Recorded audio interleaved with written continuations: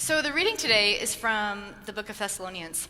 It's a little book tucked towards the end of the New Testament. Sweet little book, only 5 chapters. It's a letter from Paul to a community that he really loved. And it's actually the oldest text we have in the New Testament. It's the very first Christian writing that we have in the New Testament, and it's the earliest evidence we have of Christian community. Other than that, it's kind of unremarkable.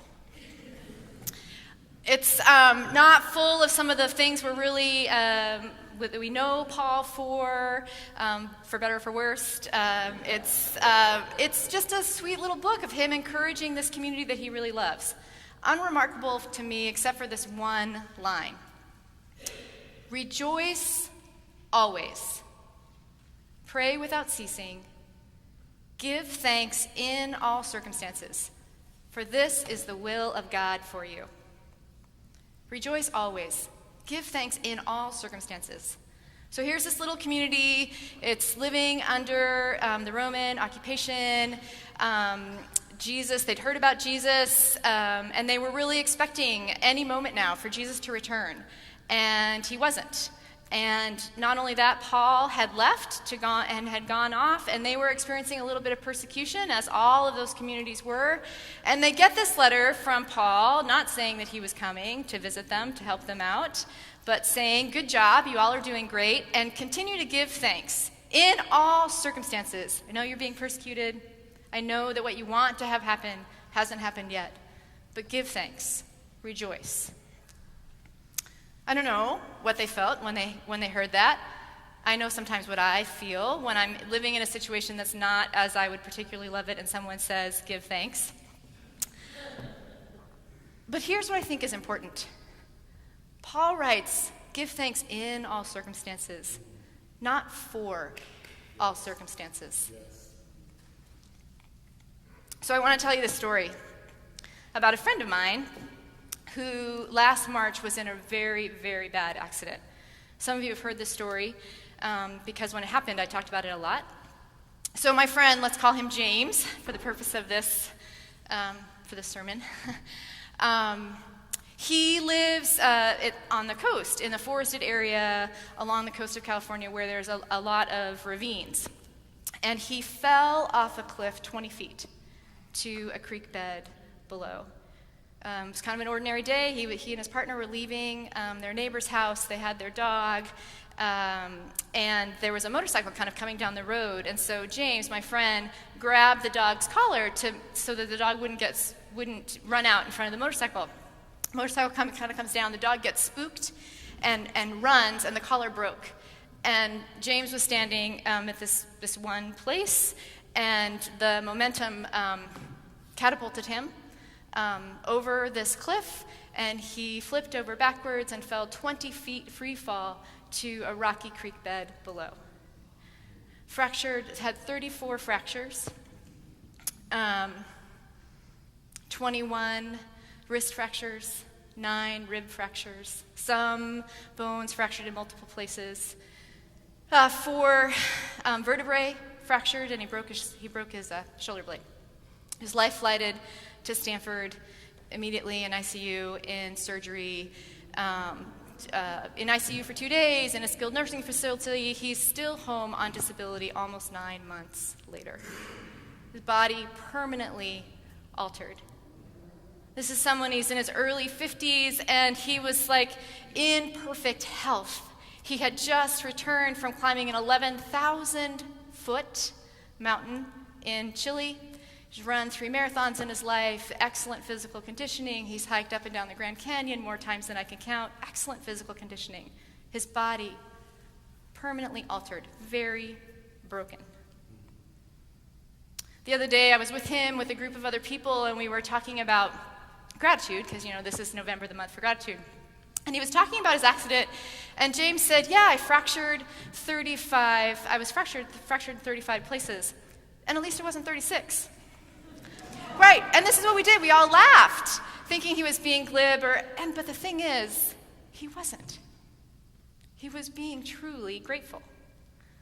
Because when James talks about this experience, the most traumatic experience in his life, he would say, and a series of things that have happened in his life, when he talks about it, he is filled with gratitude.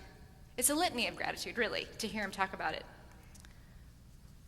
The friends who were there, who thought and could find a plank, they crawled down the bank to put him on a plank and carried him up so that the life flight could get him. The life flight that transported him to Stanford Hospital, one of the best trauma centers in the world. The nurses and doctors, when James talks about the nurses, his eyes fill with tears to this day about the tender, loving care that he got from the moment he was in the hospital to this day. On and on and on and on. The medical research that provided for him still to the medications that he's on, the pain medications, and the incredible community of support that he has that surrounds him. When he thinks about and talks about this experience, that will permanently change what he thinks is possible for his future. He enters that narrative in a space of gratitude. It's astounding to me. Would he say he was grateful for the accident? Absolutely not. Absolutely not. Are there things in it that he finds to be grateful for?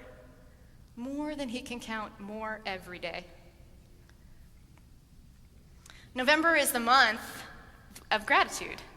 Gratitude lists are ubiquitous on social network, at least on my Facebook page, hashtag 30 Days of Gratitude on Twitter or Facebook. I'm actually on this Facebook group that's particularly around looking at things to be grateful for, 5 each day that we all post. And, I'm grateful for wicker baskets on bicycles. I'm grateful for persimmons. I'm grateful for coffee. It's amazing how many times coffee shows up on this list. And then I'm grateful for friends and family. I'm grateful for the sweet breath of my infant son. I'm grateful for the cancer treatment I'm receiving, on and on and on and on. Grateful, grateful, grateful. There's so much research that says that the practice of gratitude is good for us, socially, physically, emotionally. Grateful people have better immune systems. Grateful people's blood pressure is lower. Grateful people sleep better. Grateful people have better relationships because they move more easily into forgiveness. Grateful people are more generous in the world. Grateful people, gratitude, the practice of gratitude is not just important socially, physically, it's also important spiritually. Brother David Stendl-Rast, who is probably the most famous contemporary Christian known for gratitude. He's the person behind gratefulness.org. He's a Benedictine monk.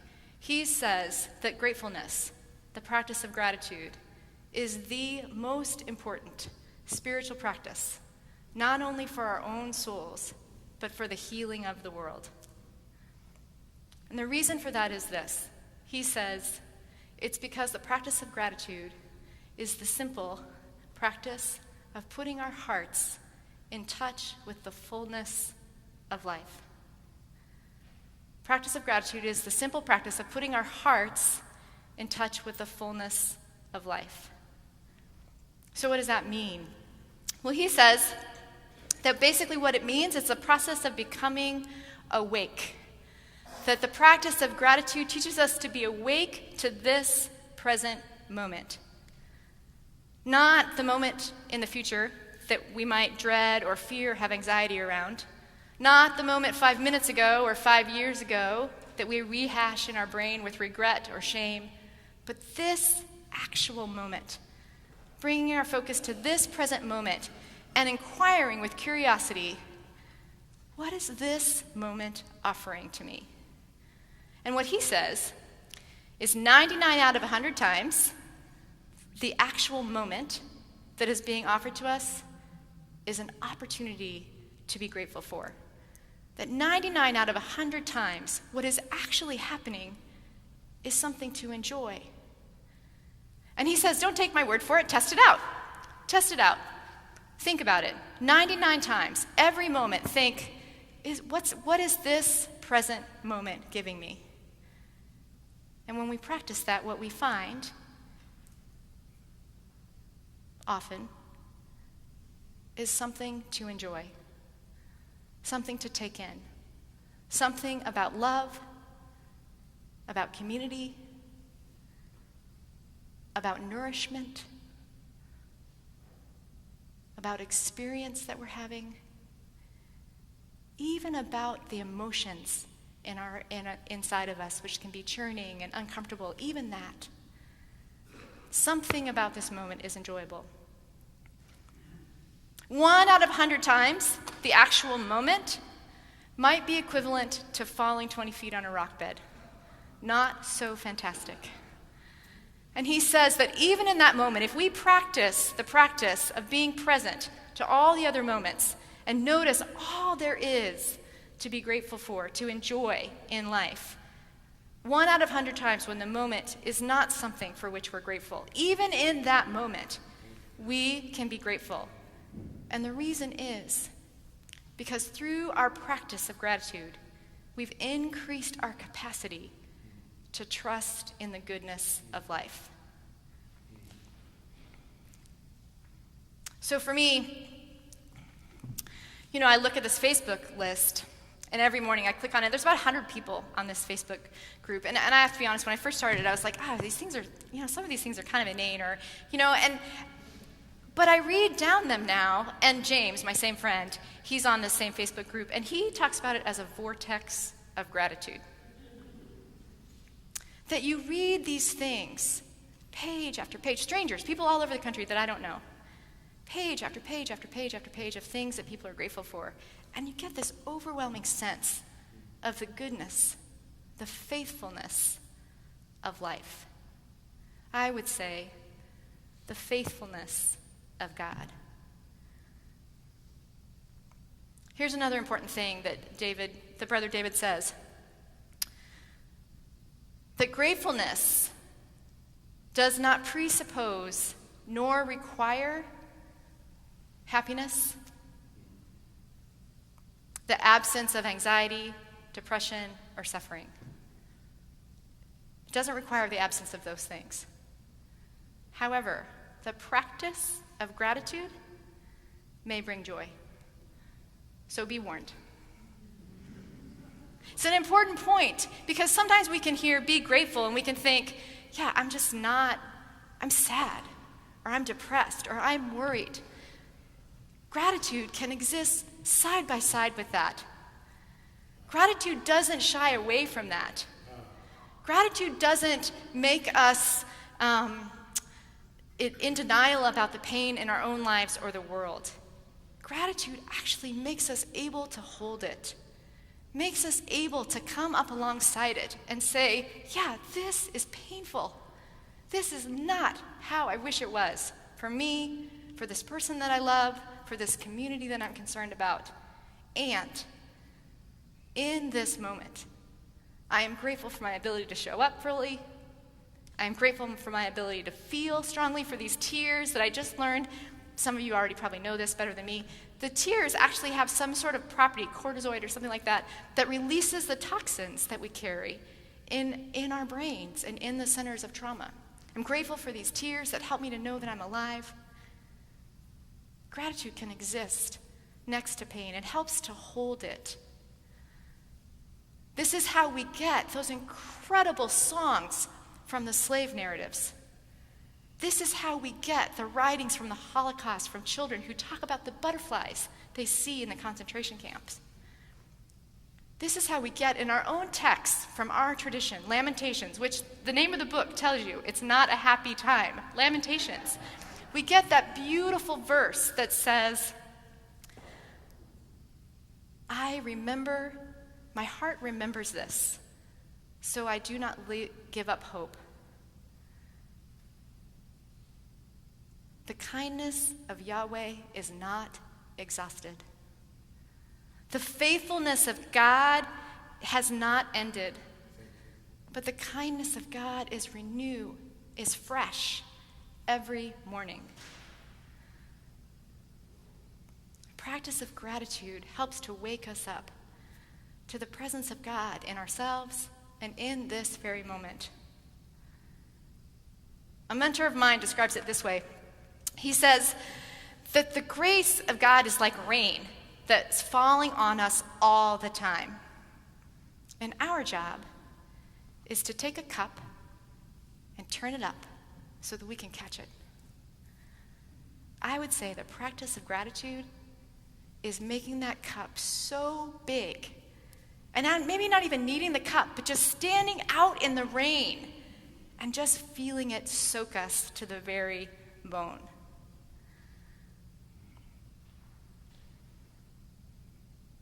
Practicing gratitude is a simple practice of putting our heart in touch with the fullness of life, the fullness of God, which is here for us, raining down on us every moment. Let us practice gratitude, not just in November, but all the time. Thanks be to God.